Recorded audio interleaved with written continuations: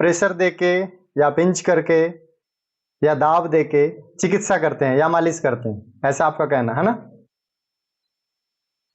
Okay right. तो चलिए हम देर न करते हुए इस वेबिनार को स्टार्ट करते हैं।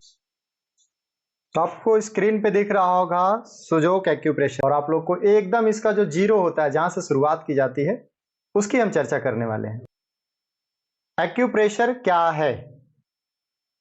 तो एक्यूप्रेशर आप नॉर्मली जानते हैं कि एक्यू धन प्रेशर दो शब्दों से मिलकर बना हुआ है। एक्यू का अर्थ होता है क्या? निडिल, और प्रेशर का मतलब क्या होता है? To apply force. शरीर के किसी भी बिंदु में प्रेशर प्रोवाइड करना ही एक्यूप्रेशर कहलाता है। तो हम थोड़ा सा इसका डेफिनेशन जान लेते हैं। अकॉर्डिंग टू श्री देवेंद्र बोरा, देवेंद्र बोरा जी क्या कहते हैं एक्यूप्रेशर के संदर्भ में? तो एक्यूप्रेशर एक ऐसा प्राकृतिक विज्ञान है, नेचुरल साइंस है, जो हमारे शरीर की आंतरिक संरचना, इंटरनल जो हमारा स्ट्रक्चर है, द्वारा वांछित भाग में आवश्यकता अनुसार प्राण ऊर्जा पहुंचाकर हमें रोगों को दूर करना सिखाता है। जैसे कि हम कहीं भी प्रेशर देते हैं तो इंटरनली जो फंक्शन है हमारा उसके बिहाफ पे कार्य करता है। वहां के जो भी अवांछनीय तत्व हैं जिस कारण से वहां समस्या उत्पन्न हुई है उसको रिमूव करके वहां एनर्जाइज करते हैं। ऐसे हर एक बिंदु पे प्रेशर देके की जाने वाली चिकित्सा पद्धति को एक्यूप्रेशर चिकित्सा पद्धति कहते हैं, ऐसा देवेंद्र बोरा जी का मत है। According to doctor JP Agrawal sir, अभी नाउ दिस टाइम अस्पस प्रयागराज के जो मेन है वो जेपी अग्रवाल सर हैं, और इन्होंने जो विधा दिया है परिभाषा के रूप में एक्यूप्रेशर संबंधित, वो ये है कि यह शरीर के किसी बिंदु पर दबाव देकर ऊर्जा का विनियमन किया जा सके, ऐसा बिंदु होता है इनका कहना है। यहाँ जो है विनियम मतलब वहां पे हम रिमूव करते हैं नेगेटिव एनर्जी को और वहां पॉजिटिव एनर्जी प्रोवाइड करते हैं, देते हैं, ब्लेस करते हैं। खेमका सर, जो कि इससे पहले खेमका सर ही यहाँ के मेन थे एस्पस प्रयागराज के, तो उनका क्या कहना था कि ये 3 पार्ट में डिवाइड कर दिया इन्होंने। सबसे पहले के शरीर के जो ब्लड है, फ्लूइड्स हैं, और के स्थानांतरण की विधा को एक्यूप्रेशर कहते हैं। जब मतलब बॉडी में जो ब्लड के फ्लूइड्स होते हैं, वो बॉडी फ्लूइड्स होते हैं, इधर उधर मूव करता है, उसी की विधा को उन्होंने कहा है एक्यूप्रेशर है। दूसरा कहा है कि शरीर के किसी निश्चित बिंदुओं पर दबाव देकर ऊर्जा के रुकावट को नियमित करना एक्यूप्रेशर है। किसी नियमित ऊर्जा को नियमन करना, ठीक है ना, इसको कहा उन्होंने। और तीसरा क्या है? ऊर्जा को संतुलित कर शरीर को ठीक करने की विधा को एक्यूप्रेशर कहते हैं।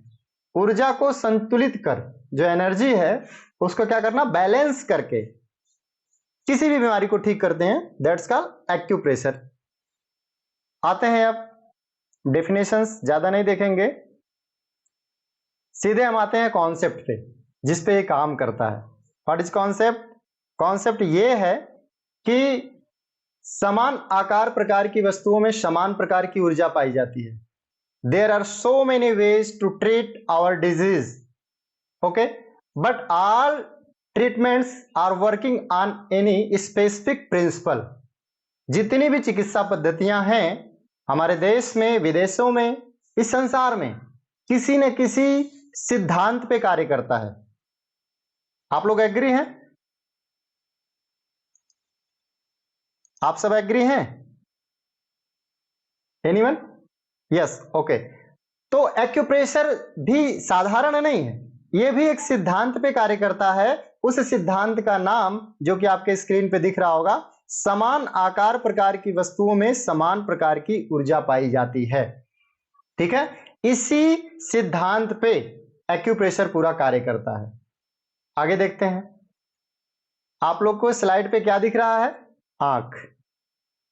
और किसी भी पर्सनालिटी का जज करने का, पता लगाने का, उसके बारे में जानने का सबसे सिंपल और आसान माध्यम है उसकी आंखें।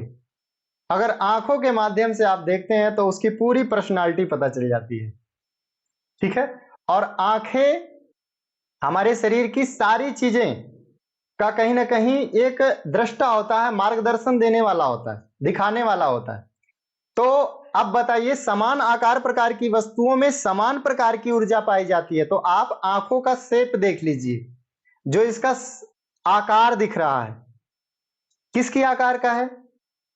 कौन सा ऐसा पदार्थ है जो हम लोग सेवन करते हैं उसकी आकार का है आंख, और उसको खाने से हमारी आंख की रोशनी बढ़ती है? एनीवन? कोई जानते हैं क्या?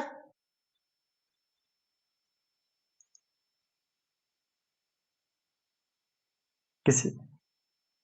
बादाम? गाजर?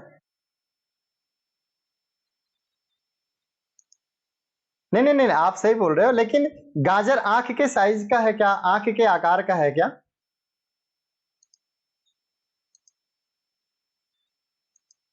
वो चीज जो है आंख के, यस वेरी गुड, आंख के आकार का होना चाहिए बादाम।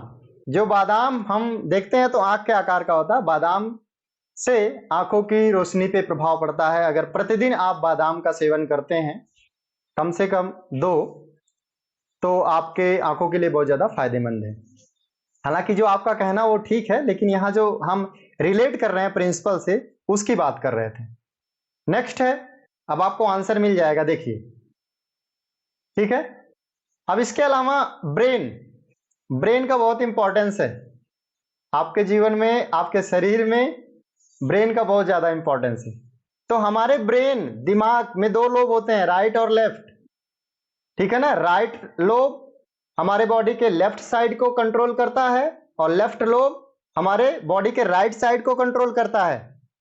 तो आप बताइए कि कौन ऐसा पदार्थ है जिसको सजेस्ट किया जाता है अगर किसी बच्चे का, किसी बालक का दिमाग कमजोर है, बुद्धिमंद है, तो उसको सजेस्ट किया जाता है तुम ये खाया करो, इसके आकार का ही है।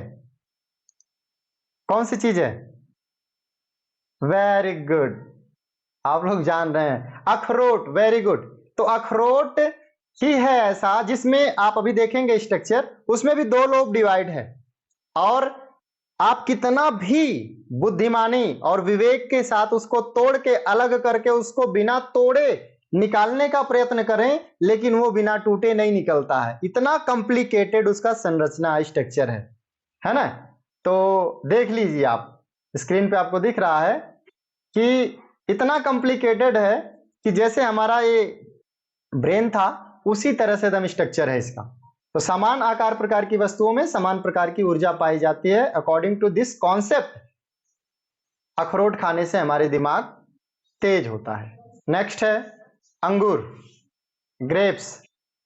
ग्रेप्स के आकार का कौन सी चीज है जो हमारे शरीर में पाई जाती है? एनीबॉडी? ग्रेप्स के आकार का कोई चीज है जो पाया जाता है, जिसको खाया जाता है, हमारे शरीर के किसी ऑर्गन को इंप्रूव करता है?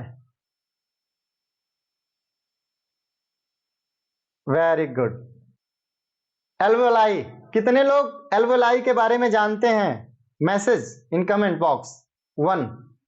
एक एक मैसेज करिए जल्दी से जो लोग एल्वेलाई जानते हैं। किडनी का पार्ट है कि लंग्स का पार्ट है कि लीवर का पार्ट है? किसका पार्ट है? वेरी गुड, वेरी गुड, बहुत बढ़िया। लगभग मोस्टली योग के स्टूडेंट लग रहे हैं, इसीलिए सारी चीजें बहुत जल्दी जल्दी बता दे रहे हैं। Very good. तो it is the smallest unit. Okay, ये छोटी इकाई होती है जहां से एक्सचेंजिंग होता है। किसका? O2CO2 का। क्यों? O2CO2 का एक्सचेंजिंग होता है उस जगह पे। तो ये लंग्स का जो आप ध्यान से देखेंगे वो गुच्छे बने रहते हैं। अभी आपको चित्र में क्लियर हो जाएगा। लंग्स में जो गुच्छे बने रहते हैं वो अंगूर की भांति ही होते हैं। इसलिए अगर हम इसका सेवन करते हैं तो वो कहीं ना कहीं हमारे लंग्स के लिए भी फायदेमंद है। नेक्स्ट देखते हैं, इसमें आपको आंसर भी दिखा दिया गया है। आम इस सीजन में कितने लोग खाए हैं? और कितने लोग खाए ही नहीं? कोई ऐसा भी है क्या जिसने इस साल आम नहीं खाया?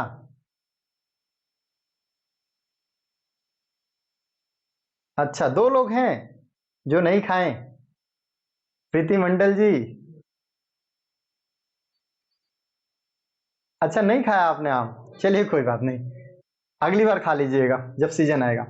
लेकिन अब बताइए, जितने लोगों ने खाया, क्या कोई व्यक्ति ऐसा था जो पेड़ का पका हुआ आम खाया? पेड़ का पका हुआ आम चलिए, कुछ लोग दिख रहे हैं कि पेड़ का पका हुआ आम खाया। तो पेड़ के पके हुए आम को अगर आप खाते हैं तो आप कितना भी खा लीजिए, आपके पेट को नुकसान नहीं करेगा। ठीक है, पेड़ का पका हुआ आम है, कितना भी खा लीजिए आपके पेट को नुकसान नहीं करेगा। बट अगर आप पकाया हुआ मार्केट का आम खाते हैं तो 2 से ज्यादा नहीं खा पाओगे आप, 2 से ज्यादा नहीं खा पाओगे। और 2 से ज्यादा खाने का प्रयत्न किया अगर आपने तो हो सकता है आप बीमार पड़ जाएं और हॉस्पिटल जाना पड़ सकता है। ठीक है ना। तो ये आम और इसके साथ साथ पपीता,